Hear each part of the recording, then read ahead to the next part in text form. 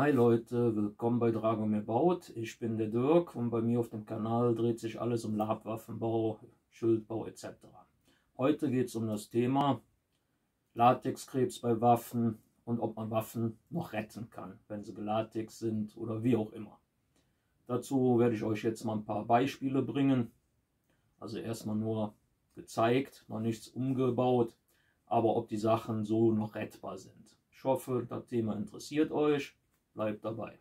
So Leute, ein alter Bekannter von mir hat ein paar alte Waffen, wo er mich gebeten hat, um zu gucken, ob ich da noch was draus machen kann. Er hat schon einige Sachen mehr oder weniger abgezogen, wie man sieht. Ne?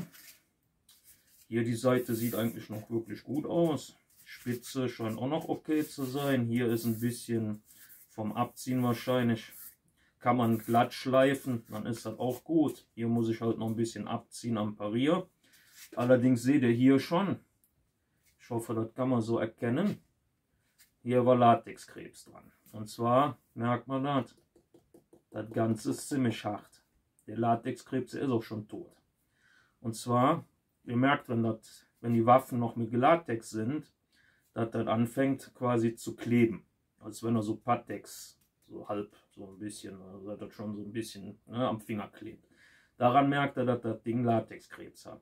Wenn ihr sowas merkt, möglichst früh abziehen das Ganze. Latex runter, auch wenn es euch weh tut.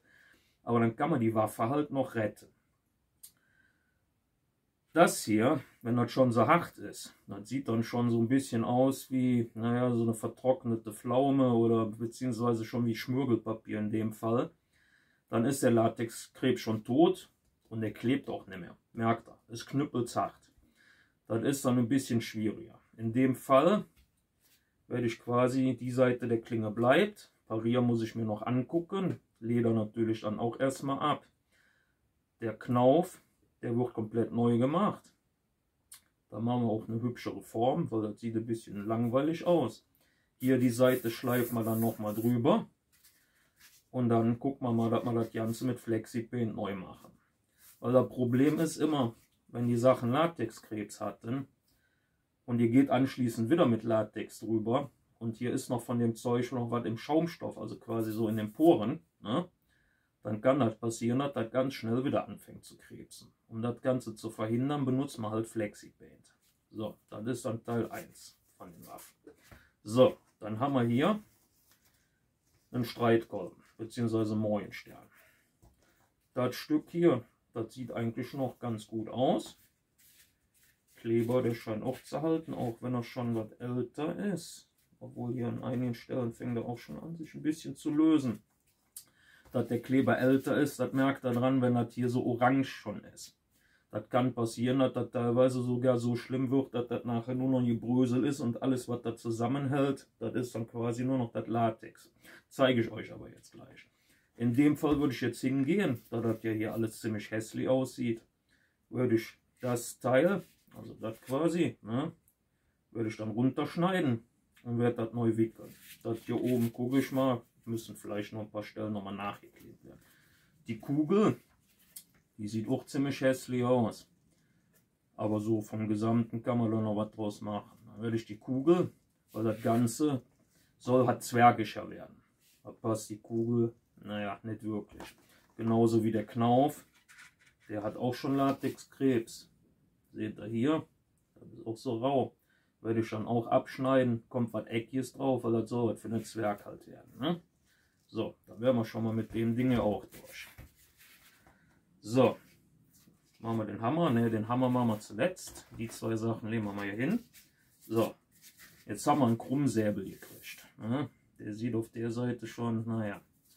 Hier die Seite wäre noch okay, da könnte man noch was draus machen. Aber die Seite hier, das gibt wahrscheinlich selbst mit Schleifen nicht mehr so wirklich viel. Ich kann nicht mal ausprobieren, aber im Zweifelsfall würde ich sagen, der Knauf, der sieht noch gut aus.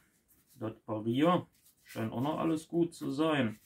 Würde ich hingehen und quasi, ja, haben wir irgendwas zu zeigen, ja, würde ich dann quasi hingehen, sagen wir so, ab hier, ich mache jetzt mal hier so eine Linie, so ab hier das Ganze abschneiden. Da würde ich dann aber vorher hingehen und würde dann quasi von der Klinge, von hier bis hier, würde ich mir erstmal aus Pappe eine Schablone machen, damit ich das Ganze dann nachher wieder von der Form reproduzieren könnte. Prinzipiell kann ich auch eine komplett andere Form nehmen, aber mal schauen, was wir da machen. Da habe ich freie Hand bekommen. Das geht halt nur darum, genau wie beim Messer, dass das Ganze gerettet wird, weil das zu schade ist, um den Kernstab und so wegzuwerfen. So, dann wären wir mit dem Schwert schon mal durch. So, dann haben wir hier noch einen Hammer gekriegt, so einen Einhandhammer. Das sollte von einem Zwerg sein. Naja, gut, so richtig zwergig sieht es nicht aus. Aber das spielt jetzt erstmal keine Rolle. Ich bin nur gebeten worden, das Leder soll erhalten bleiben. Ja, jetzt müssen wir halt gucken. Wir haben hier unten den Knauf, das soll auch wieder halt für den Zwerg werden. Das wollen wir aber ein bisschen hübsch machen.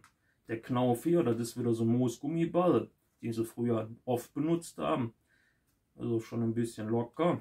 Da werde ich dann runter machen, ein bisschen noch vom Leder, also 100% kann ich dann nicht erhalten. Ich sage dann mal so bis hier runter machen und setze dabei Eckis drauf, weil das von den Zwerg halt besser passt. Der Kopf zum Beispiel, der soll auch neu gemacht werden. Der sieht ja eigentlich noch gut aus. Ne? Jetzt habe ich aber schon mal an einer Stelle das Ganze so ein bisschen aufgeschnitten. Und wie ihr seht, der ganze Kleber hier, der hält ja nicht mehr. Ich zeige euch das mal. Im Endeffekt, dann nehmt ihr am besten immer so eine Cutterklinge und schneidet das so ein bisschen bei. Ja, hätte ich vielleicht eine Schärfe nehmen sollen. Und dann zieht er das Ganze mal so ein bisschen ab. Weil das Problem ist immer, wie ihr seht, ja, das löst sich schon alles. Das kann man auch hier sehen. Das fängt schon an so orange zu werden. Hier merkt ihr schon drunter, das ist auch schon nicht mehr hier. Hier geht auch schon alles ab, hier drunter auch schon. Also im Endeffekt, das Einzige, was das Ding noch wirklich zusammenhält, ist der Latex. Der hat eine vernünftige Dicke drauf, aber wie gesagt, das Ding soll halt runter. Auflage, wie gesagt, er möchte möglichst den Ledergriff beibehalten. Allerdings werden wir hingehen müssen, wenn wir den ganzen Kopf runter machen. Er möchte nämlich einen Rabenschnabel, einen zwergischen, daraus gebaut haben. Müssen wir halt noch einen Spitzenschutz bzw. einen Abreißschutz, damit der Kopf nicht so schnell abreißt. Da werden wir wohl noch ein bisschen tiefer das Leder runter machen müssen. Also wir können die Leder nicht komplett am Stück behalten, weil das muss noch ein bisschen auf den Kernstab drauf. Aber da muss ich halt gucken, wie weit der Kernstab hier reingeht. Ja, und dann schauen wir mal weiter. So, das ist jetzt erstmal so die Beurteilung, was noch machbar ist. Machbar ist eigentlich noch viel. Ja? Und dann schauen wir mal weiter. Dann zeige ich euch dann in einem der nächsten Videos, was man aus sowas noch alles so machen kann. Wenn es denn noch rettbar ist. Es kommt immer darauf an, ob die Basis noch was taugt. So Leute, das war jetzt erstmal so ein bisschen so die Beurteilung der Sachen, was man halt retten kann, was halt umgeändert werden muss. Beziehungsweise bei 2 Waffen habe ich schon ein paar Vorgaben, was er dann gerne draus haben würde. Ich denke mal, das kriege ich auch umgesetzt. So ein bisschen Erfahrung habe ich bei den Sachen, ja. Ich hoffe, das hat euch schon mal so ein bisschen weitergeholfen bei der Beurteilung, wenn ihr so Sachen habt, ob man noch was draus machen kann. Das liegt aber auch immer je nachdem an den Waffen, die ihr da habt. Bei einem Schild, sagen wir mal, wenn da schon Latexkrebstrockner drauf ist und das ist jetzt nicht so wichtig, dass die Applikationen oder was ihr da aufgemacht habt, dass das runter muss, kann man das quasi auch ein bisschen tiefer mit dem Schaumstoff runterschneiden, was natürlich eine scheiß Arbeit ist und das Ganze dann halt wieder glatt schleifen und setzt dann was Neues drauf, aber das ist dann halt immer, man kann vieles retten, nicht alles, aber man kann vieles retten. Das hängt halt immer von ab, ob er ich sag jetzt mal, ob ihr die Applikationen, die teilweise drauf waren, ob ihr die dann so wieder drauf haben wollt. Meistens eher nicht, weil man hat meistens die Abgussformen dafür nicht mehr. Wenn ihr quasi noch das Teil habt, was da als Abgussform benutzt worden ist, kann man sowas natürlich auch wieder drauf machen. Also das geht. Ne? Aber wie gesagt, das muss man sich im Fall von Fall halt angucken und dann entscheiden, was machbar ist oder was dann gemacht werden soll, möchte. Muss man halt schauen.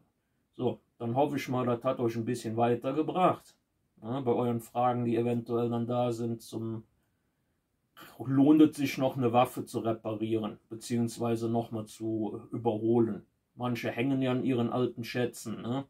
Manche sind ja auch schon sehr alt, aber bei manchen geht es halt nicht. Das ist halt, wie gesagt, wenn der Kleber schon viel zu alt ist, man kann es halt machen, indem man halt quasi hingeht und dann eine Schablone halt dann macht, bevor man das Ganze auseinanderreißt. Und dann quasi das Ding auf dem Kernstab wieder neu baut. Oder generell halt dann wieder neu baut. Aber das sind halt dann Extremfälle, wo dann wirklich gar nichts mehr zu machen ist. Ich gucke immer, wenn es geht, dass man halt das ein oder andere behält, wenn es noch gut ist, und den Rest halt austauscht durch halt Vorgaben, die dann halt gemacht sind von dem, der das halt repariert haben möchte. Oder halt, wenn der sagt, okay, hast freie Hand, mach mal was Hübsches draus, guck mal, was noch geht. Dann gucken wir mal, was noch geht. Ne? So. Dann hoffe ich, das hat euch ein bisschen geholfen, und dann in den nächsten Videos sehen wir dann, wie ich die ganzen Sachen dann quasi wieder hübsch mache. Wir sehen uns.